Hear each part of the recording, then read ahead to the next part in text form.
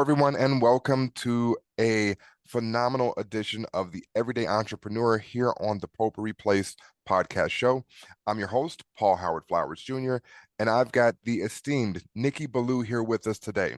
Before I go down that list of accolades, as of course we'll get into that throughout the conversation, I love to just share the stage with you, Nicky.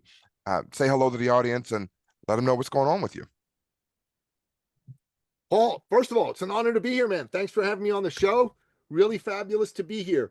And secondly, man, really excited to get into it. Always like to start by sharing my backstory. So let me know when you're ready for me to do that. Absolutely. And ladies and gentlemen, if you couldn't already tell, the energy and excitement that he is bringing to the stage is second to none. So we don't want to waste any time, Nicky. We just want to hop right in. Let us know, of course, where you've been, where you're at, and where you're going. Absolutely.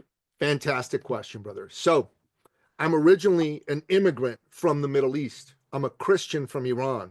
When I was 11 years old, the Islamic Revolution took place in Iran. Okay. And there were gun battles taking place in the streets. My mom and dad saw this, and they're like, this is not going to be a stable place to raise a Christian family. So what they did is they made a plan, and it took them a while to execute it. It wasn't immediate, but they got me and my two brothers out of Iran, first to Greece, Athens, Greece. And then from Athens, Greece, after spending 2 years there, we moved to where I now live in Toronto, Canada. Now, at the time, I was a kid. I didn't want to leave my home. I didn't want to leave my friends. You can appreciate that, right? I mean, kids Absolutely like stability and they like being around that which they know. But as time went on, man, I could see the incredible nobility of my mom and dad's sacrifice. Think about this. They left behind everything and everyone they knew for a chance at a better life for me and my two brothers. I believe, man, they did this because they saw Iran was devolving into tyranny and they wanted to move to freedom. Inside every human breast, Paul, beats the living heart of freedom. Every man, every woman on this planet yearns to be free, to chart their own course, to march to the tune of their own drummer, brother. And as I started to realize this, the older I got, the more grateful I was for what mom and dad did. And if you're an entrepreneur, man, you rely on freedom just to exist. Without freedom, man, there's no free expression. You can't even have an exchange of ideas to come up with something that you might want to do. And without that, you certainly don't have free enterprise. You're going to have to lick a tyrant's boot just to be alive. But freedom, free expression, free enterprise allows you as an entrepreneur to chart that own course of yours. And I believe you as an entrepreneur, you're society's great hero, man. You're the one who, through daring to dream, moves the human race forward, brother. And that's the beauty of entrepreneurship. And my father, he was an entrepreneur. He is the greatest man I ever knew, Paul. I'll tell you something. If you knew him, you would love this man. If you knew him, you were trying to find a job, he'd sit you down in his office, man, and he'd call all his buddies. And he had a big Rolodex, guys who owned other companies, guys who were high up in government. And he'd wheedle, he'd deal, and he'd cajole until one of them said, you know what, I'm going to hire this fella. And he'd just tell you, hey, you're starting right now. Go over to this office. This is your starting salary. Good luck. If you were trying to start a business, man, he'd sit you down. He'd clear his calendar. He always did that. Clear his calendar. He'd sit with you, listen to your vision, and then he'd give you his best advice. And he'd introduce you to people. He'd introduce you to people who could give you access to capital, access to clients. That's what he was like. And if you were trying to buy a car, a house, and you didn't have quite enough money, and remember, Iran was a second world country, right? So the bank would say, this is all the money they're giving you, and that's it. So you'd go to him and you'd say, Mr. Billou, Iran's also a pretty formal place, right? You call people by their last names. You know, Mr. Billou, sir. Even people who were his friends would say, Mr. Billou, I'm trying to buy a house, trying to buy this car. bank's giving me this much. I need X. Can I get a loan from you? And he'd always say, sure. How much do you need? And they'd say it. He'd write him a check. Away they go. And then people would come back later to try and pay him back. And he'd say, get out of here. He said, what are you talking about? He says, get out of here. He said, that was a loan. No, it wasn't a loan. I gave you a... And then go, no. I have to pay you back. And he'd say, don't insult me. You want to pay me back? Go find someone who's like you were back then, who needs help, and you help them. That's how you pay me back. You know? And I tell this story on virtually every podcast I go. And I'll tell you, a lot of people are impressed, but there's some people that go, come on, man, what are you talking about? Nobody's really like that. Nobody's really like that. They get cynical, right? Who's really actually like that in real life? That's like a Hollywood movie or something. And I go, no, man, no, he was really like that. They go, yeah, what's in it for him? I go, that's a great question. What's in it for him? First and foremost, he was a devout Christian. He believed that he was blessed by his Lord and Savior, Jesus Christ, and God Almighty, and that it was his duty to share those blessings with his fellow man. Now, he didn't take himself very seriously, but he took his faith very seriously. And that was important to him. Secondly, what was in it for him is he got pleasure from helping people because he was rich. He had the money. He could do it, right? He just got sheer pleasure from helping people. It just made him so happy. He'd be smiling from ear to ear when he could help somebody, you know? And me growing up as a kid, I wanted to be like my father, man. I wanted to be like this man, you know? And he would tell me every day, son, life, it's about people, not about money. Yes. People. I go, okay, Dad, sure. He said, business, son, not about money, people. I'm like, but Dad, without money, you can't do any business, right? He said, that's true, son. But without people, there's no need for money. Imagine the Venn diagram with the 3 circles, right? In the first circle, you'd write people. In the second circle, you write problems. In the third circle, you write profit. You solve acute problems for amazing people, and you earn an awesome profit. That is the awe-inspiring purpose of business. That's all it is. And Dad would always say to me, that man standing in front of you, that's someone's husband, that's someone's brother, that's someone's son. That's a hero to somebody. Maybe someone just like you. Let them down in business or life. It's your job to restore his faith in humanity. And that's what he would tell me to do. He said, remember, son, everybody needs someone to love them, someone to believe in them, right? You, me, everybody. So believe in people. And that, my friend, is what I've done. My life is about helping people, believing in people, right? You're right. I got a great skill set. You're right. I've got a heck of a resume. No question about it. But I'm not nearly as proud of those as I am of being Napoleon Billou's son and a professional believer in people. Now, talk about inspiring. I'm so, I really wish that I assume that he's transitioned on at this point. Yeah, he's passed away 5 years ago. Man, so first and foremost, my condolences. And it appears that though he may have left us physically, he very much is still here, in so much that all the things that you were able to experience growing up and all of the lessons, all of the connections, just all of your father, Napoleon Billou, still seems to live in you. So I'm going to thank him through you for being who and how you are today, because that legacy continues to live on. And I like to touch on that for just a moment, effectively leaving a legacy, because I'm not sure if that was ever his honest intent. And if you don't mind, I'd like to ask about him as much as you can recall. But when it comes to legacy, did he talk to you about that being his purpose in doing how he did and operated business, bringing you around? You know, Dad never used that word with me. Okay. But I have to say that he lived it. Dad was all about how many lives he touched, man. I mean, he was good at making money. He just was. He was amazing at it. But what really moved him was touching lives, helping people. He was all about that. He uplifted everybody around him. Everybody. That was his deal. You knew him, you'd be uplifted. It's just the way it was. Love it. Love it. Well, again, I'm getting the opportunity, I should say, to experience him through you right now. So let's talk about, again, now, Nicky, right? Nicky, you're here. You're in, I should say, excuse me, here. You're actually in Canada. You're there, right? And you made that transition from Iran to, you said Greece at first, and now over to Canada. I'm curious, Are you multilingual? Yeah, I speak Farsi and I speak English fluently. I speak some French. I used to speak some Greek as well, but it's been years. I'm sure if I went back to Greece, it'd come back pretty quick, but it's been a while. Little bit of it.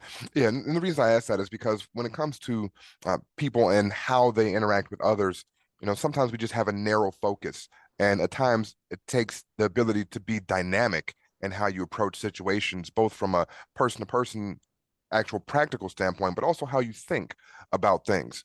And I noticed that, of course, like you said, phenomenal resume. And I like to hop into a little bit about eCircle Academy and just discuss how you're helping people at present, and look, well, clearly for the last decade, right? Plus, but at present, how are you helping people with eCircle Academy?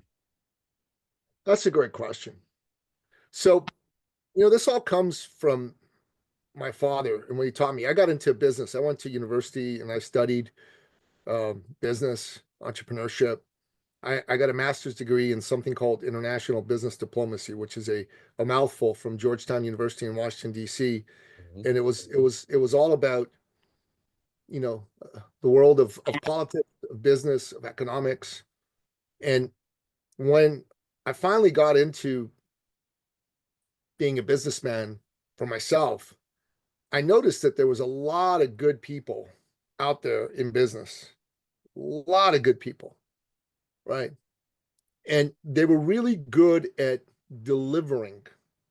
You know what I mean? So to be successful in business, honestly, um, imagine a diagram with like a big circle in the top that says success in life and business. Mhm. On the one hand, you need to have self-belief and strong mindset, right? Self-belief and strong mindset. On the other hand, you need to have expertise. Okay. So these people that I'm running into in business, their expertise, the product, the service they delivered, it was excellent. But their self-belief wasn't the best, and their Mm. and their business skills like sales, marketing, all of that, not the best either. So me, I come to people with a high level of belief, and believing in people is, in my view, the fastest way to help them believe in themselves. I don't know Absolutely. about you, but when someone believes in me, my belief just climbs. It just climbs. When there's someone who cares enough about me to pour themselves into me with belief, my belief just climbs, climbs, climbs, climbs, climbs, climbs. But as important as that is, you also need to learn how to do the business stuff. Like It's true. so many people in business, right? Marketing and sales in particular, Paul, they're not good at it, right? Like they're like nervous. They don't want to be seen as pushy, as salesy. They don't want to reek of commission breath when they walk into the room, right? They don't want to do that. So so they don't go after sales and business they should go after. And this is terrible. Why? Because they don't get the business that they should get, right? So they still stay stuck financially, right? And then some charlatan marketer, right, comes in and scoops up all that business. And if they deliver, it's a happy accident. So the client that needs the help doesn't get the help. The sum total of goodness in the world recedes and goes down. You don't succeed because you're not making the money you should be making. The client doesn't succeed because, well, their issue didn't get resolved. And the charlatan in the long run doesn't succeed because what goes around comes around. God is like that, right? So I see this and I go, I know how to help guys like this because I have a business background and I never had that issue with sales. To me, sales is an act of love, it's an act of service, right? So I said, let's help these guys reframe love uh, and reframe sales. So rather than looking at it as sales and pushy and whatnot, look at it as service. Now, Paul, nobody likes to be sold. You don't like to be Absolutely. sold, do you? I don't like to Not at be all. sold. But Paul, don't you love it when someone serves you? Serves you. Absolutely. Don't you want to buy from them? And you almost don't even talk price with people like that because it's like, no, man, this person's amazing. Here you go. Here's my credit card. Here's my money. Right? You think about it. There's certain stores that are like that. Like, I don't know if you've ever been to a Neiman Marcus store in America, right? They're Yep. like that. They don't come, they're not like piranhas trying to sell you, right? Neiman Marcus is like, they'll say, hey, do you need our help? You need our help? We're here. And they'll come and they'll speak to you about what's best for you and not trying to get you to buy, right? And that's the truth. When we help people take their attention off of themselves, and I hope they buy from me, I hope they like me, I hope they love me, and we have them put their attention on the customer, Mhm. I hope that whatever it is they're dealing with, that I'm able to steer them to a good solution. And if it's me, then so be it. And if it's someone else, then so be it. Because when someone feels that you're coming from caring about them, they're far more likely to want to do business with you. So take the attention off of you, put the attention on them. That's step one to adding 6 figures to your business this year. And we've had people come to us, and that's the only thing they learn from us. How not to be so, oh my God, are they going to buy? Oh, I don't want to be pushy. And I want to serve. Just that alone had them double, triple, quadruple, tenfold their business. Like I can tell you a story of a woman who came to us. She was a functional medicine doctor, really sweet lady. And she wanted to grow her business. She had a big why. Her father was her hero, and he was dying of Mhm. brain cancer, glioblastoma. And she wanted to honor him by becoming successful because he'd been a successful entrepreneur. And then he passed away a few months later. I went to his wake. I mean, it was very sad. And she came to me and she said, you have to help me win. And I Mm. said, okay. And I said to her, look, there's a few things we did with her, but I'm going to focus on this for this part of the story. I'll tell you the rest Okay. another time. But I told her, I want you to focus on helping people, not selling people. Mm. And I want you to have conversations with people about what they need. And she started to do that. And then, brother, she doubled her income in her first year. She doubled it again in her second year. She doubled it again in her third year. And a big part of why is she stopped putting the attention up. I hope they buy whatever I got going on, and started putting her attention on, I'm looking to help these wonderful people. She went from That's amazing. 6 figures a year to 6 figures a month. That's the sort of thing we do at eCircle Academy. We teach people to let their humanness come out and lead with being human rather than trying to force themselves into a box of being a business person and being professional and salesy. Yeah. Spook. Yeah. So effectively, though your official title is the president and CEO of eCircle Academy, you're more like the CBO, the Chief Belief Officer, right? I Because you're like that. building That's good. belief. I gotta write that down. That's Yeah, pretty man, by all means, good. you're building belief in people that they otherwise would not have had they not come to you. And that in and of itself, I think is fantastic. And you really spoke to me, and I hope the listeners are really catching this, that when you believe in another person, you unlock things in them that they ordinarily might not have been able to tap into. Again, so thank you for being the human being that you are and bringing that to, again, this show and this audience at this point. Now, you're no stranger to creating things and basically bringing about new things that weren't there before, designations, if you will. I believe you've got some stories along the lines of how you've been able to help create new designations for the business space. So, if by all means, you could share a little bit about that. Well, I'm glad you said that because that's really, really, really cool. So, our work is really into thought leadership, right? And Mhm. people just say, well, what's thought leadership? Well, thought leadership really is all about helping you be seen as the go-to authority in a market space. So Mhm. that people seek you out, they come to you, right? And so they say, how's that different from an expert? Well, an expert is someone who knows something, but experts are a dime a dozen. There's a lot of people who know things. A Right. thought leader is someone who's known for knowing something.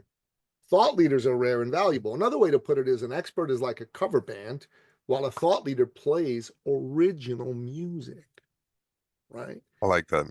Yeah, that's good. That's right. So, Yeah.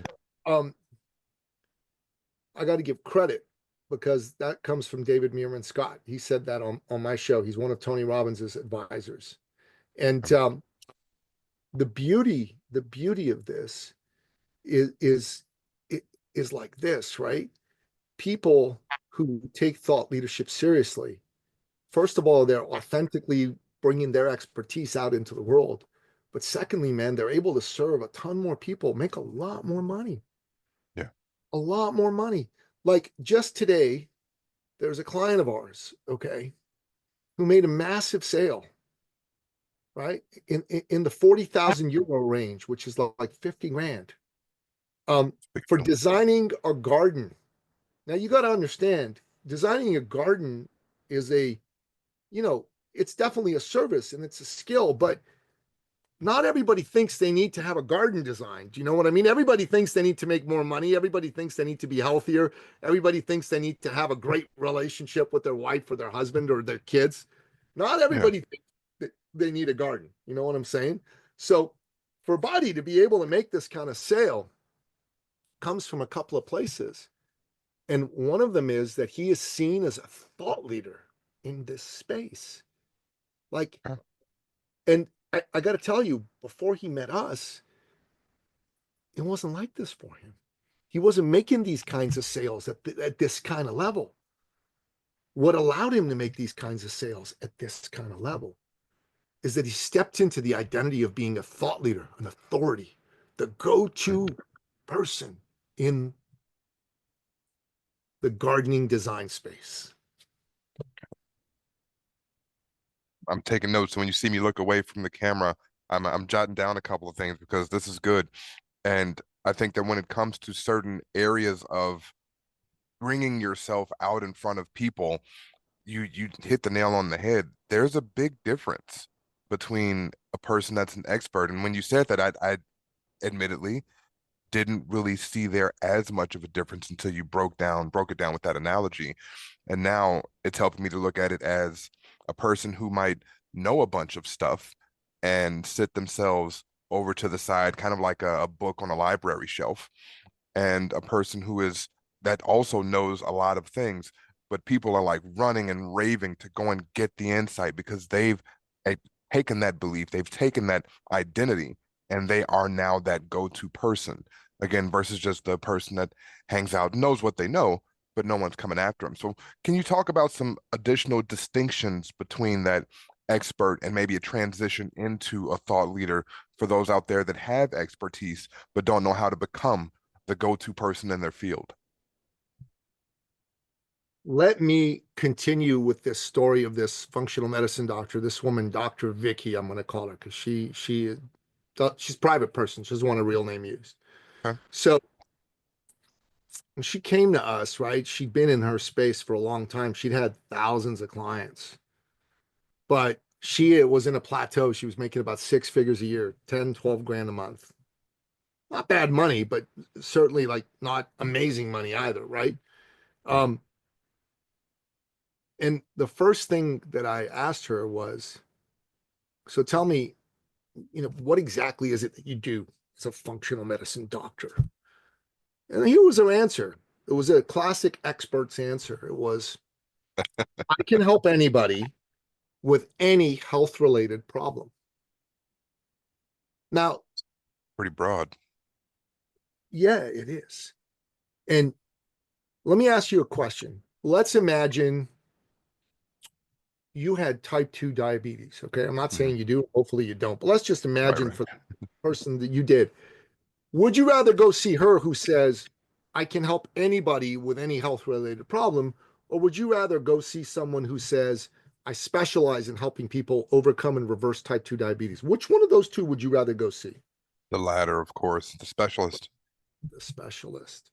So I said to her, um, if you try to be all things to all people, you'll be nothing to nobody. And that's why you're stuck. Your personality is good enough that people, like you and will end up doing business with you, but nobody knows really why. They just Mhm. know that they like you and hey, you got them results, right? That's all they got. So she said, "Well, how do I fix this?" And I said, "I have a tool, and this tool, let me see if I can pull it out here. This tool is called the Ideal Client Exercise Tool.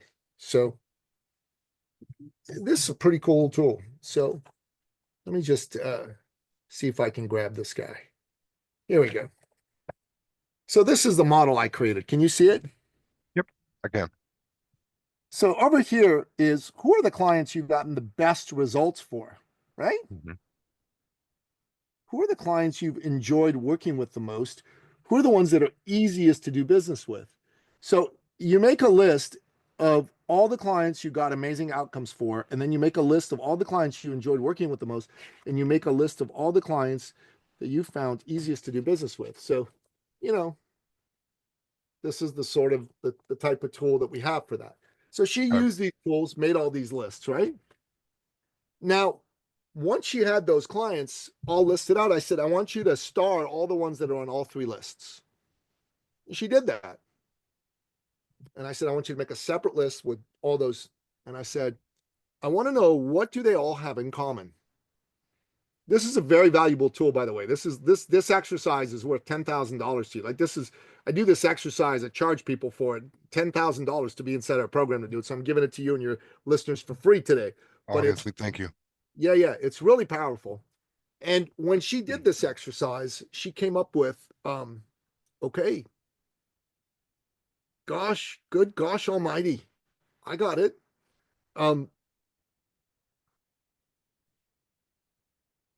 They're all women, it seems like. I go, okay. They're all over the age of 45, it seems like. Okay. What else do they have in common? Well, the women are pretty much mostly married with children, happily married, great families. Okay. And they're all professionals or they're entrepreneurs. So they're like successful. They make a lot of money. I'm like, okay, so why are they seeing you? I mean, they seem to have really great lives. She says, there is one problem they have. I go, okay, what's the problem? She said, well, now, Paul, I'm a man, right? So, obviously I'm not a woman and I don't claim to really truly understand women. I think any man who does is lying. He's full of crap, right? But I've heard somewhere that women like feeling young, desirable, sexy, beautiful. I've heard this. Have you heard this? I've heard that this might be true. Right. So, these women all felt that they were no longer young, sexy, desirable, beautiful, and that time had passed them by and that they could never, ever recapture that. And it really bothered them. They were really, really upset. And I said, okay, Dr. Vicky, that's why they came to see you. She said, yeah. I said, so were you able to help them? She goes, oh, yeah, absolutely. She said to me, and this was brilliant, by the way, what she said, getting older is inevitable. Like if you're 50 this year, you'll be 51 next year, God willing, to stay alive, right? That's inevitable. Nobody can stop that. However, aging is entirely optional. You can look and feel just as good in your 50s, 60s, 70s, and 80s as you did in your 20s, 30s, and 40s. And I'm like, that's good. I said, you can deliver on this? She goes, oh, yeah, I have. And she showed me all this. I said, okay, here's what we're going to name your program. Genius Nicky Billou, get your sexy back. Get your sexy back. Simple, straightforward. She went from being, I can help anybody with any health problem, to being the get your sexy back lady. I like that. Yeah. So basically, by helping her to identify exactly who it is that she was looking for, right? Putting her through, we'll call it a process. I'll say it's proprietary at this point, but you did share quite a bit. So for our audio listeners, he had a visual up on screen, and I'm not even gonna re-describe it like I usually would. I'm gonna urge you to go to YouTube to check it out because you want to see this. Again, he charges a significant amount for clients to go through this exercise, and he shared it with us again at no cost. So thank you so much again. Now, with that, you helped her through this process, and she came out on the other side again very well. Now, of course, I got to dig in. I'm not to be contrarian, right? But I want you to tenfolded her income in 3 years. Tenfolded. Yeah, that's significant. Actually, technically 12-folded, but we say tenfolded for the purposes of these meetings. Yeah. That works. And again, I'm not that great at math, but I'm working at it. Okay.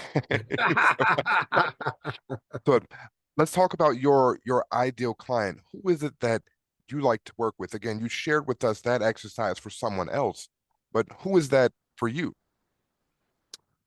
That's a great question. So my ideal client is someone in the West, like Canada, United States, Western Europe, Okay. maybe Australia and New Zealand, right? Okay. Uh, Someone who is in business for themselves as a solopreneur with maybe one, two staff. That's ideal for us. This person ideally has been in business for 3 years and ideally is making at least, at least $75,000 a year. So our zone is kind of 75,000 to 300,000. We really know how to help those people Okay. double to fivefold to tenfold and beyond their income. The Okay. best result I got for someone was take him to 11.5 million in a year. The average result we get for people is at least like six figures, 114,000, something like that a year. But a good chunk of our clients add at least $1 million a year to their business, like 11, 12 of them. And about 80, 90 of them have added anywhere from an extra 100,000 to 500,000 a year to their business. And I'll say what else is ideal about them. They are politically center right, right? So we don't really work well with the woke. Okay. Just that's just the thing for us. They are typically, not exclusively, but typically 40 plus, typically Got it. 40 plus. And they really like, in that model that I showed you. I didn't actually show it to you, but I described it for you. The model of success in life or business. Yep. You need to have the belief and the what's it called? You need to have a belief in yourself. You need to have a strong mindset, and then you also need to have business skills and product skills.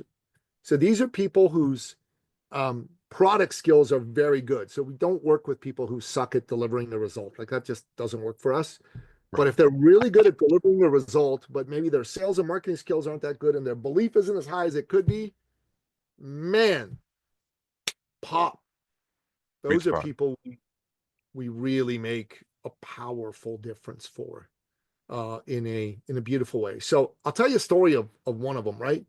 Let's hear Um, it. There's this man. He was, at the time I met him, he was 57, which is actually the same age I am now, which is pretty wild. Um, he had been an executive vice president for a large manufacturing concern in my home province of Ontario, Canada. But he burned out, so he quit, right? He just quit. He didn't want to do it anymore. But he made a lot of money at it. He made $350,000 a year. And then he got into coaching, and he loved coaching. And the reason he burned out is he was working 60 hours a week, right? He didn't want to do that anymore. So in Mhm. coaching, he was working 25, 30 hours a week. He loved that, but he didn't make so much money. He took a big haircut, 80%. He went from 350 to 70,000 a year, man. That's a big drop, right? That's a That's huge. big drop. Huge drop. So he was in a BNI. Are you familiar with BNI? Yep. It's a one of the networking Absolutely. groups. Networking groups. Yep. I'm actually friends with the founder of BNI, Ivan Meisner. He's actually been a guest on my podcast 3 or 4 times. Phenomenal man, phenomenal man. So in this BNI was one of my clients who we'd helped get to over $1 million a year, and this guy was a personal trainer. So 7, 8 years ago, that really wasn't happening. Personal trainers did not make that kind of money. Today, there's quite a few that do, but back then, they were not making that kind of money. Like Hmm. not at all. Okay. So here's here's what he wanted. He wanted to make the same kind of money he used to make. And he saw this personal trainer doing well. And this personal trainer, he's a good guy, but he wasn't the sharpest tool in the shed. He's a really good guy, but he wasn't. Gotcha. Self-admittedly, right? Okay. Okay. I don't even know if he finished high school. Okay. So, but he's making way more money than this executive vice president with degrees up the yin yang. So he said, how'd you do it? He says, well, you got my coach. You got me my coach. His name's Nicky Billou, blah, blah, blah. So he called me. He said, hey, my name's Carl Kramer. Alliterative name, which I like. KK. Absolutely. Carl Kramer.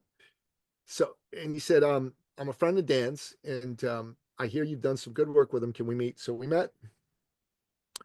And he said, listen, I really need to grow my business. And he said, I got a good feeling about you. I think you can help me. So, he said, what do you charge? And I said, and he said, okay, here you go. And then he came to me and he said, Nicky, how do I do this? And I said to him, well, Carl,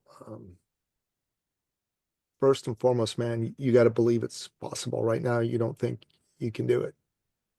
Mm. And he said, you're right. He said, you're right, I don't. So we did a couple of belief exercises with him. And candidly, I work with my sweetheart, and she's been a coach for Tony Robbins for 8 years. She isn't anymore. She just works with me, but she's like a rock star level coach, man. And she knows how to break people's beliefs up. I mean, I do too, but she's better at it. She worked with this guy, helped him break up the negative beliefs. And he was like, okay, now I'm believing it. Let's go. Let's roll. And he said to me, so what do I do? I said, well, have you had clients? He said, yes. He did the same ideal client exercise with him. Mm. And I also looked at what he charged. So we found out his ideal client, which was solopreneur law practitioners, law firms. Okay. And I looked at what he charged and I said, dude, these guys are lawyers. You charge this little. No wonder they don't want to work with you. They don't trust that you're good at delivering the results. He says, but I'm excellent. I said, your price says otherwise. He says, you mean I need to charge more just to get these people to trust me? I said, yes. I said, is your belief strong enough right now for this after the work we've done with you? He goes, yeah. So you raise this fee to $25,000 a year and upfront. They had to commit upfront and pay upfront. Buddy, he was really good at taking action. And we coached him to take action daily to get in front of these lawyers. Now, it took him 6 months, right? But he went from 70 grand a year, which if you do the math is like 6,000 a month, just under. Mm-hmm. Just under, yep. So month 6, he hit 40K for the month. Month 7 was 50, like $25,000. And then he was steadily signing up.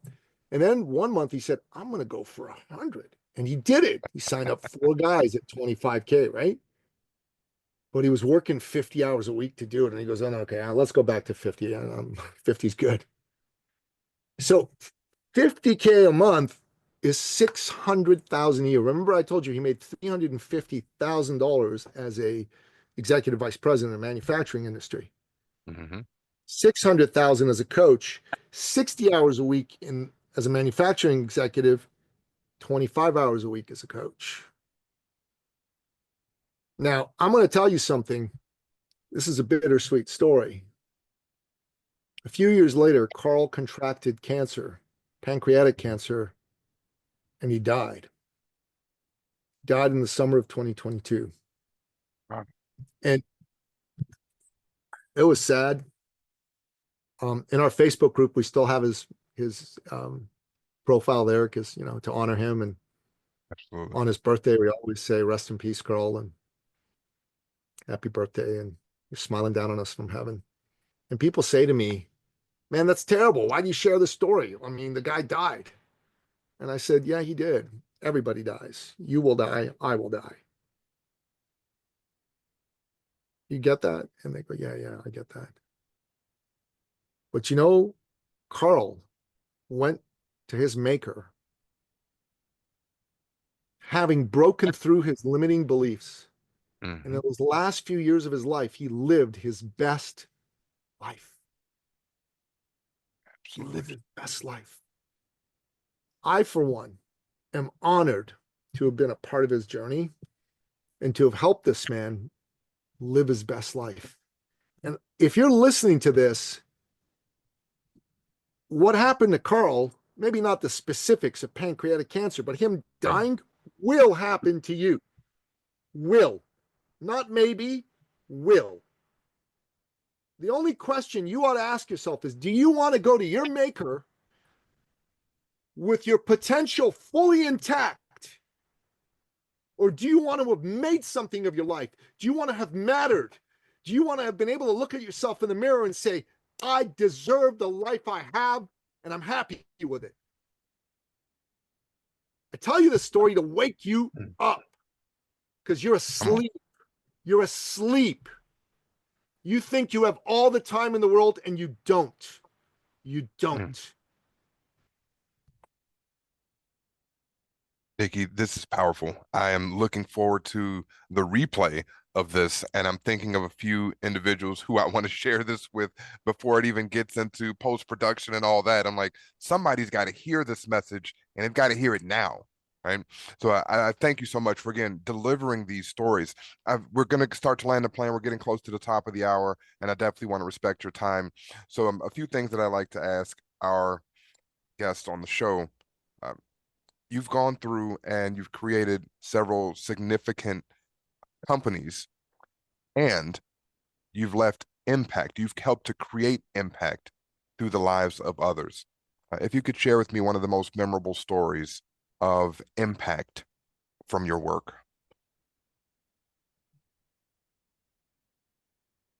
This is a story I usually like to end off and land the plane on a podcast interview with. It's But perfect. a little over 7 years ago, a woman was introduced to us who had been the country director for Canada for one of the world's largest and most prestigious personal development firms. This woman was an amazing success story, but she felt for some reason that she needed help, and she brought a man on whom she thought was very talented to help her run the company. And at first, everything went great. They got along really well. They aligned in their vision. But after about a year, their vision of the future started to diverge. This may remind you of the story of Steve Jobs in the 80s when he Hmm. brought John Scully in. Same thing. At first, everything was great. But after a while, it just became clear it wasn't going to work. And there was a board of directors, just like there was back then with Apple. And the board of directors sided with this new person, just like they sided with John Scully and not Steve Jobs. And so, just like Steve, she was booted out of her own company. Wow. And for a year and a half, she was completely bereft and lost. Hmm. And she was introduced to me and said, Hey, Nicky can help. And so we saw her. She was a lovely person. We loved on her. We did all the exercises we do with folks. We helped her get clear on her ideal client. We helped her charge the right amount of price, blah, blah, blah, blah, blah. And within her first month, this woman did a $10,000 month. In her second month, she did a $12,000 month. In her third month, she did 18,000. But man, in her fourth month, she just took off. She was at $62,200, brother. Mm. And that number will become germane in a moment. So she lives in Ottawa. I live in Toronto. Ottawa is Canada's capital. It's a 5-hour drive from Toronto. At the time, my oldest son was 12. He's 19 now. And he played soccer, went on to play at a very high level. In fact, for a while, I thought he might go pro, but he changed his mind and decided to go work right out of school. And I'm proud of him for that. But man, he was good. He was amazing. He was great. He had a tournament in Ottawa. We're driving to Ottawa, and I just dialed her up and I said, Hey, I'm on my way to Ottawa with my son. I know you have a son his age. Why don't you bring him over to the tournament, watch him play a game, and then let's all grab lunch on our way out of the city. She said, that sounds great. We did that. We won the tournament. Excellent. Right? And everybody had a good time. I'm back in Toronto. Now, Mm. once a quarter, Paul, I do a special, powerful thought leader event, which honestly, you and your listeners ought to look into. It is simply amazing. And this is where we teach people how to go from being experts to thought leaders, right? And like all these events, there is an enrollment opportunity at some point in there. Now, unlike a lot of people, we don't stuff the whole event with enrollment every 5 minutes here. We just do it Right, once, right. about 20 minutes, 30 minutes, and that's it. And the way I do it, it's actually pretty clever. I think you'll like it. I tell people about, hey, I'm gonna let you know about our opportunity, and then I say to them, hey, why don't you hear from some of our members rather than from me? Way better way for them to be persuaded, as it were. Normally, people put up their hand. I go, who'd like to share? And I pick somebody. They come on stage, and I pick 2 or 3 people to share. This time, this lady, I'm going to tell you, I'm going to call her Julie. Okay. She leapt onto the stage, brother, like bounded, like with energy and speed and pace. Like if I hadn't moved out of the way, she'd have knocked me on my butt. And I'm like, okay, I guess Julie wants to share. So I recede to the background of the stage. She's standing in the front. Her hands are on her hips. You know, she's well dressed and like she's got a business skirt on, you know, and a nice blouse. She's a very powerful, attractive woman. And like I'm standing behind her and she's saying nothing. There's dead silence. And this is getting uncomfortable. And then she starts to like do one of these. Like from behind, I can see the back of her shoulders. And I'm like, what's happening? Right. And then I hear the first sob and then a sniffle. And I go, shit, she's crying. Yep. Why is she crying? And Paul, like any red-blooded North American man, when faced with a crying woman, the first thought that goes through my head is, what the heck did I do wrong to make this woman want to cry? Right? Okay, what do we do? What's wrong? What did I do? Right? That's what went through my head. My beloved girlfriend was much more sensory aware, comes on stage with a box of tissues. She gratefully grabs a couple and she's still sobbing, sniffling. And then she turns around to me and she says, come here. And she puts her arm around my shoulder and says, now, when you and your little son came to Ottawa to visit with me and my little son was in the back of the car. He's 12, right?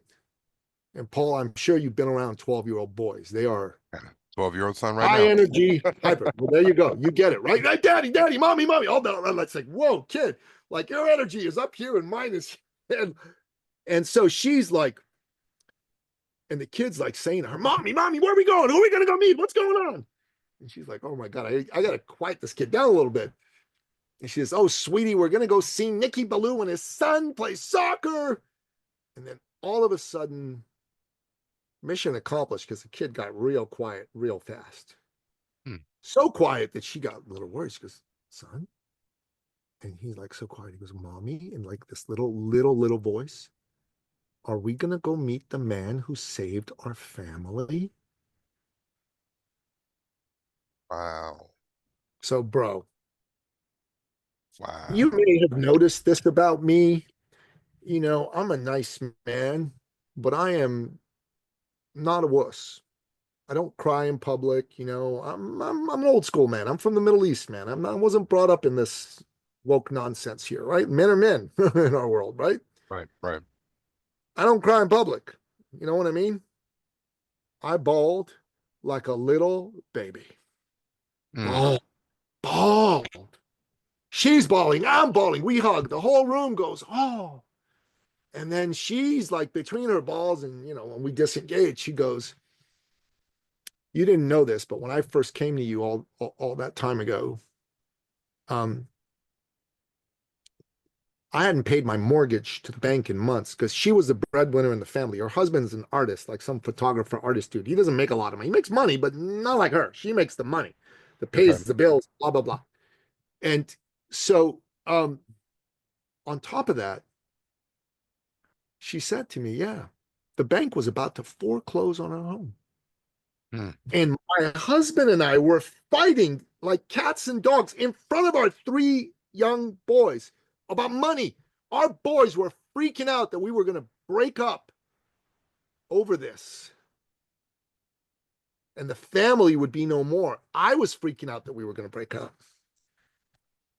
But you helped me. You believed in me. And you helped me turn it around and succeed and make the money. And we paid off the bank. And we stopped fighting about money. We stopped fighting, period. That saved our family. Thank you. So, dude, normally, like I said, I would call on other people, but I made an executive decision that nothing was going to top this. And we were going to move from this one story straight to the enrollment opportunity. So I said, sweetheart, Teresa, hand out the registration forms. And like I said, bro, normally some people go, I'm in, I want in. Some people go, nope, not for me, thanks. And some people are like, well, you got to do some persuading. It almost always goes that way, okay? Right. Not this time. There were 8 new people in the room. We're selling a $40,000 US program. All 8 immediately started filling out their forms and signed up. All 8, 100%. That's a 40 grand. That is not a low ticket price. You understand what I'm saying, right? That's At a all. big It's a new decision. car. It's private school tuition. Right. Absolutely. Like I'm talking, this little boy is the best damn salesperson I've ever seen in my life. I had nothing to do with it, bro. It was the story that this woman told. And they're coming in and handing their forms. Now, I got to tell you the rest of the story. This part is going to blow you away. There were 2 dudes in the room who had come to me the day before saying, Nicky, I need to talk to you. I'm like, sure, there's a break, right? He says, listen, I know you're probably going to have some sort of an enrollment opportunity at some point. And I understand that. I didn't fall off the back of the turnip truck, right? That's what these dudes were saying. And the one guy in particular, he says, I just want you to know, and I don't want you to be hurt or upset or offended, but I have zero interest in signing up for your enrollment opportunity, and I will not be signing up. So don't get mad. I said, dude, I'm not going to get mad. Okay. And obviously, whatever you want to do, you do. You do you, bro. You do you. It's all good. And they're like, they made a point of like, with energy, like they were the first dudes to hand in their forms. First. Of course. And the one dude didn't give it to Teresa. He gave it to me. Like he just like slammed it in the hand, right? And said to me, you son of a bitch. I'm like, whoa. Why you call me that, man? That's uncalled for. He says, no. He says, I told you I was going to sign up for your enrollment opportunity. I said, well, then why did you? Right? I wasn't going to let him off the hook. And he said, well, I changed my mind after what I just saw, because I guess you're not totally full of shit like all the rest of them. And he said, and the truth is, I'm not figuring it out on my own. I need help. And, you know, people always ask me, they go, wow, why do you tell the story? I said, because that's the day that I realized is not about me. God has given me, Nicky Billou, certain skills. There are things I am no good at. But what I am good at is I am damn near the best there is on the planet when it comes to speaking on a podcast, right? And I can say that with a lot of confidence. And I care about my fellow man and woman. And I will go to the ends of the earth to help them win. If they're willing to take a step, I'll take a step with them. I mean, I can't do the work for them. Absolutely. But I will take that step. I will help them win. And I will not ever give up on them. And I'm proud of that. And that's why I'm here. And that's why God has given me this purpose in this lifetime on this planet. Excellent. Excellent. Nicky Billou, son of Napoleon Billou. We want to ask a question that, again, I asked to our guests that typically might not see this part of you. Again, you've been vulnerable, you've opened up, and yet, and still, and looking through and doing my research, I couldn't find out this one thing about you, Nicky. What's your middle name? I don't have one. That's why I couldn't find it. Okay. Okay. And you know what? That's one of my staple questions, so I appreciate that. I know that it's different, right? Depending on where you're from, geographically speaking, that instance of a middle name or not. Now, one person told me they didn't have a middle name, but they had multiple first names or something to that effect. So for you, is it just Nicky Billou? Nicky Billou. First and last, that's it. Okay. Well, Nicky Billou, this has been, again, one of the most energetic, exciting, and engaging podcast shows that I've had the pleasure of hosting. You know, it's your show. I just get to facilitate it. So I'm glad to be able to have God work through me in that regard.